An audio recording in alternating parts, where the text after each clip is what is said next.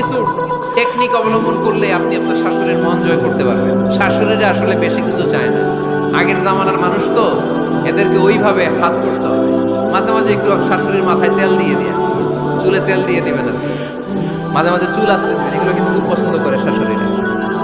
ওনার প্রেশারটা একটু মেপে দিবেন, ডায়াবেটিক্সের ওষুধটা খাইলো কিনা সময় মতো খোঁজ নেবেন, কি পছন্দ করে খেতে একটু রান্না করে দিবেন।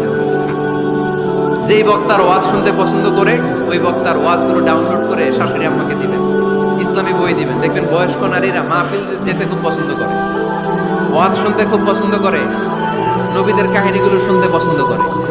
বসায় বসায় একটু কাহিনীগুলো শোনাবেন। বাইরে বেরোলে জিজ্ঞেস করেন, আম্মা আপনার কিছু লাগবে কিনা। আরেকটা টিপস আছে, চুল যখন আঁচড়াবেন আর শাশুড়ির মাথায় যখন তেল দিয়ে দিবেন, তখন অতীতের কথা জিজ্ঞেস করেন। দেখবেন অতীতের স্মৃতিতে হারিয়ে গিয়েছে আপনার শাশুড়ি। কি জিজ্ঞেস করবেন জানেন? জিজ্ঞেস করবেন, আম্মা জান, মুক্তিযুদ্ধের সময় আপনার বয়স কত ছিল?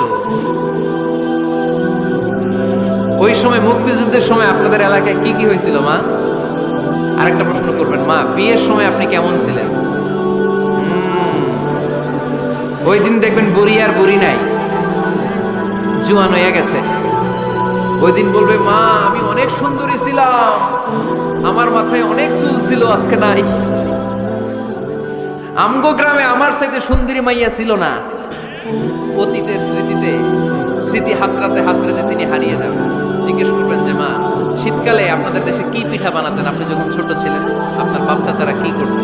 এগুলো জিজ্ঞেস করলে উনি স্মৃতির পাতা হাতড়াতে হাতড়াতে চোখ দিয়ে দাঁড় দাঁড় করে ওনার পানি ঝরতে শুরু করবে। আপনার জায়গায়, ওনার হৃদয়ের মনি কোঠায় এমন জায়গায় পৌঁছবে, আপনার ছাড়া উনি কিছুই বুঝবে না। বৌমারা, এই অল্প কিছু টিপস অবলম্বন করে আপনারা আপনাদের শাশুড়ির মনকে জয় করতে পারেন।